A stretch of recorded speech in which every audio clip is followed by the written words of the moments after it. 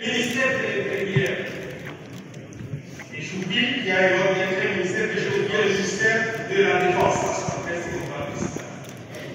Alors, nous avons voté ici parce que le travail de la commission s'est achevé après 3 mois. Et on a présenté ce travail ici le 29 septembre 2021. Nous avons voté vers 22h12 une résolution pour que l'état de siège soit lésé avant la 10e convocation. Et après nous, il y a eu beaucoup d'autres missions du gouvernement, dont le Premier ministre à l'époque s'est rendu compte qui est au Sénat. Et dans chaque mission, la population territoriale du Nord Kivu voulait qu'on lève l'état de siège. Et chaque fois, notre respectable honorable Jolie, qui est ici notre rapporteur, faisait partie de cette mission. Toutes les résolutions existent.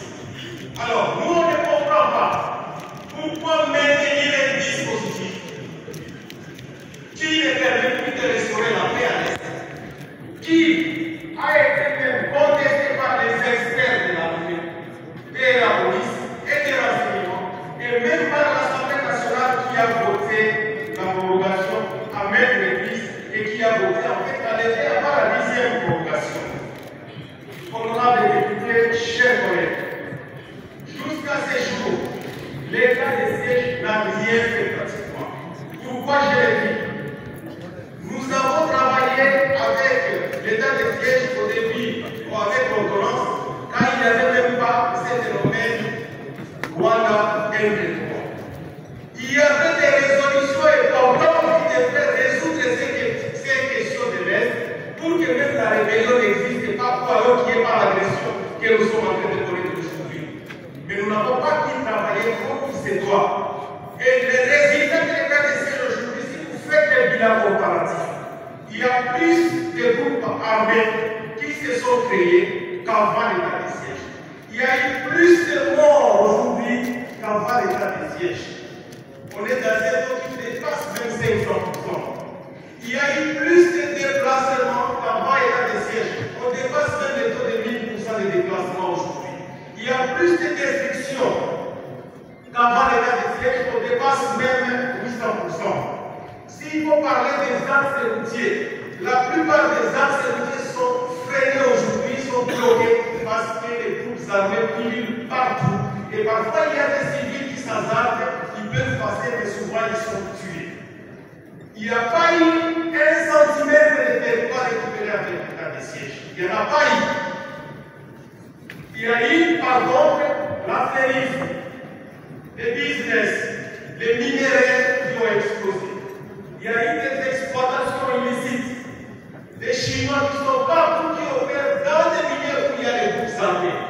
Parfois, on se comprend, on se demande, mais quel est le rapport entre le gouvernement et ces Chinois ou ces opérateurs miniers dans des zones où il y a des groupes armés, mais ils sont bien sécurisés, ils sont parfois avec des militaires du gouvernement congolais et on ne comprend pas en fait qu'est-ce qui se passe.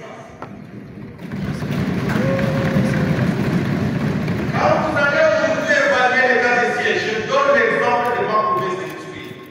Vous allez demander au gouverneur militaire, dites-nous qu'est-ce que vous avez fait avec l'état de siège, pendant l'état de siège. Il va vous amener dans la ville, il va vous montrer des portions de goudron qu'il a fait. Donc la route est réhabilitée, donc il a arrangé quelques kilomètres de route dans la ville, à peine 10 km, et il dit voilà l'état de siège à ici.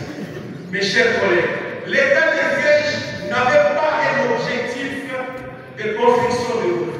L'état de siège c'était pour la sécurité. Vous demandez au gouverneur quel est le résultat. Il va vous montrer les bâtiments publics qu'il a repeints, les hôpitaux et d'autres salles de fêtes, des salles de conférence. Il dit voilà ce que nous avons fait avec l'état de siège. On ne doit pas jouer avec la population jusqu'à ce niveau-là.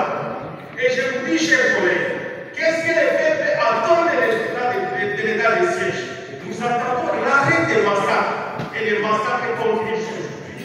Nous attendons les retours dans les milliers respectifs des villages qui ont été détruits. Nous attendons que ces peuples rentrent là-bas.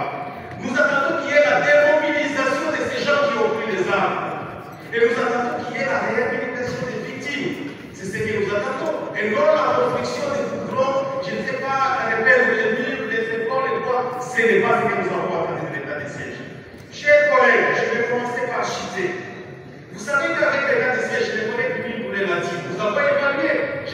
les chiffres avec précision sur comment, parce que les gouverneurs militaires, le 2, les Litouis et Pilon Kivu, disaient à l'époque qu'ils n'ont pas les moyens pour pouvoir gérer l'état des sièges et faire les opérations. C'est comme ça que nous avons convaincu l'Assemblée nationale à convoquer le ministère des Finances et des Budgets pour dire que pourquoi vous sacrifiez notre armée, vous ne leur donnez pas l'argent. Et le compte a été fait, il y a eu 56 millions de dollars décaissés dans les 3 mois. Et dans les 56 millions, il y a eu 65% de ces 56 millions disparus à Kinshasa et au roi de République vous a dit, il y a eu seulement 4 millions au Kivu et 4 millions de Touris. Nous sommes dans quel pays? Ce n'est pas normal de doit nous laisser. Honorable député, les animateurs de l'état de siège sont toujours aujourd'hui devenus des politiciens. Les mêmes stratégies que nous, les politiques, nous montons, et aussi les font. Des militaires qui ont des militants.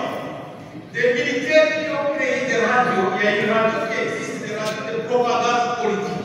Pour s'attaquer à l'Assemblée nationale, pour s'attaquer aux élus du peuple. Et vous savez ce qu'ils ont fait récemment? Ils ont injurié les députés nationaux. Les copistes parlementaires ont été empêchés de pouvoir être reçus, de faire son travail dans la province de Toulouse pendant les vacances que nous venons de dépasser. Non, ce n'est pas normal ce qui se passe avec les députés des sièges. Il y a eu des députés qui ont porté plainte contre un lieutenant qui est envoyé par le gouverneur militaire pour injurier l'Assemblée nationale à travers ses députés. Chers collègues, nous voulons souligner quand même qu'il y a beaucoup de règlements de compte dans les zones d'état de siège, notamment des arrestations. Osez parler, on vous dit que nous avons tous les pouvoirs pour vous arrêter. Et on vous arrête pour faire prison. On a arrêté plusieurs leaders communautaires qui pourrissent en prison. Et je vais vous dire qu'avec l'état de siège, la justice souffre. Parce qu'on a un problème avec les magistrats assis pour les magistrats debout. Et on ne sait plus expédier les dossiers rapidement. Et la conséquence, il y a beaucoup de gens qui meurent en prison parce que tout simplement la justice, elle est au ralenti, faute de l'état de siège. Je vais donc terminer en disant ceci. Aujourd'hui, nous connaissons une baisse sérieuse des recettes dans les provinces de l'Ordre qui vont être détruites parce que tous les postes douaniers sont gérés par l'armée. Et figurez-vous, ça fait plus de 3 ans, personne ne connaît les recettes qui entrent dans les deux provinces. C'est géré entre les affaires qui sont sur le terrain avec Kinshasa et nous ne savons pas combien d'argent sont envoyés aussi au niveau des zones opérationnelles. C'est un problème sérieux. Les opérateurs miniers dans les sites gérés par des troupes armées, ces problèmes doivent être éclaircis. Nous avons fait l'enquête, on a trouvé que les ordres viennent de Kinshasa pour dire que les aéroports vous restez les faire. Ça, c'est un problème. Et le gouvernement peut-être vous dit partout, vous allez m'accuser ou vous ne ferez rien. Je crois qu'il faut trouver une solution à sécurisant la population et cesser de faire l'outrage à l'Assemblée nationale. Parce que ce que les gouverneurs militaires font, c'est l'outrage à l'Assemblée nationale. Honorable Président, nous voulons que vous puissiez restaurer l'image de l'Assemblée nationale, qui est la deuxième institution de la République et qui doit être respectée après les chefs de l'État. Nous sommes des élus du peuple et les élus légitimes. Et honorable, ici, c'est le temps de sacré. On ne peut pas s'amuser à jouer avec les élus du peuple. Les députés, nous sommes tous unis et nous avons demandé à faire qu'il y ait une commission d'enquête, qu'on associe les collègues de toutes les petites provinces, si on veut envoyer un représentant, et qu'on aille là où il y a des problèmes, s'il faut aller dans les territoires, la commission va nous faciliter avec des syndicats et tous les enjeux possibles, la sécurisation avec nos éléments de force armée congolaise, avec des drones, qu'on voit la réalité et qu'on fasse un débat afin qu'on trouve la réalité de ce qui s'est passé. Pourquoi? Parce qu'on nous a sali, nous, de l'Est. On nous a sali pourquoi?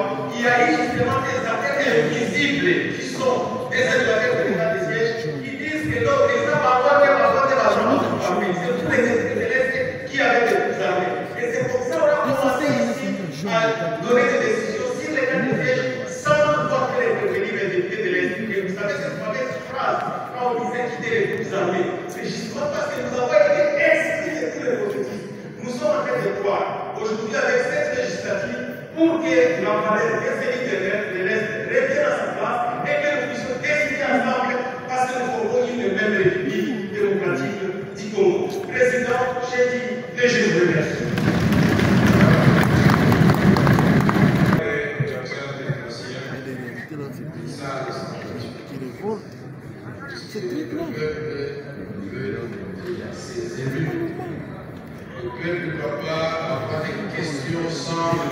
faire une motion d'information concernant la grève des enseignants. Est-ce qu'on peut connaître la quintessence de votre question de formation adressée aujourd'hui au niveau de l'Assemblée nationale? Et effectivement, je ne pouvais que prendre la parole et dire où ce qui se dit bas, parce que nous risquons in fine d'être taxés de complices face à cette situation. C'est vrai que nous avons noté depuis que le calendrier scolaire avait déjà lancé la reprise des cours. Les enseignants résistent parce qu'ils ont posé quelques conditions et ces conditions se valent comme de préalable pour qu'il y ait la reprise des cours. Et nous sommes en train d'observer et accompagner tout en sachant qu'une année scolaire n'a que 222 jours. Et plus on glane le jour, plus on grignote le jour dans ces calendriers, nous tendons vers une déclaration de l'année blanche, ce qui sera une situation difficile, alors chaotique pour notre pays qui a déjà assez de problèmes. Nous avons estimé porter à la connaissance de tous les élus et de toutes les autorités de la République pour qu'on accorde quand même une attention particulière à cette situation qui commence à déranger déjà la population dans certains coins, parce que je dirais que dans le Congo central, la situation va de mal en pire. Aujourd'hui, nous sommes en train d'assister à des manifestations terribles des enfants qui vont à l'école chaque matin, alors les enseignants ne viennent pas et ils commencent à protester pour cette situation qui n'arrange personne. Et déjà à Kassangourou, nous avons essayé de trouver une solution pour faire voir aux enseignants qu'il en va de la vie de nos enfants. Ils ont semblé comprendre, mais aujourd'hui, le matin déjà, il y a eu des protestations terribles au niveau de la ville portuaire de Matadi. Et il y a eu même en opposition des éléments en uniforme qui ont tiré à balles réelles sur certains enfants alors qu'on a peur. On ne sait pas quel bilan on donnera à la fin si jamais il y a eu mort d'homme. Nous ne pouvons pas continuer à aller comme ça pour faire la comptabilité des morts alors que nous avons les atouts pour gérer une situation en avance afin qu'il n'y ait pas de débordement. Et nous croyons qu'avec les efforts déjà du gouvernement, il faudra mettre en place ou implémenter une approche qui puisse garantir les enseignants, tout en sachant que nous sommes dans une session budgétaire. S'il y a une promesse ferme, avec des assurances et le souci de pouvoir faire ce que les enseignants demandent, ceux-ci seront en train de reprendre le chemin de l'école et ça permettra que même les enfants qui sont dans des écoles privées étudient aussi en paix parce que cette affaire de grève ne concerne pas tous les élèves de la République démocratique. Honorable, vous êtes député national, c'est vous l'organe de contrôle et de sanction. Pourquoi ne pas introduire une motion contre la ministre des Tutelles? Bon, écoutez, une motion, c'est une voie aussi de pouvoir s'enquérir d'une situation. Mais je voudrais que la République démocratique du Congo, à un moment, arrête les triomphalismes ou encore le folklore. Parce que la situation n'est ignorée de personne. Nous connaissons la situation. On peut bon multiplier l'émotion, ça risque de ne pas rencontrer la préoccupation des concernés parce que les enseignants aujourd'hui, je ne dis pas qu'ils constituent une couche la plus négligée de notre pays, alors que je sais ce que représente le traitement d'un fonctionnaire aujourd'hui.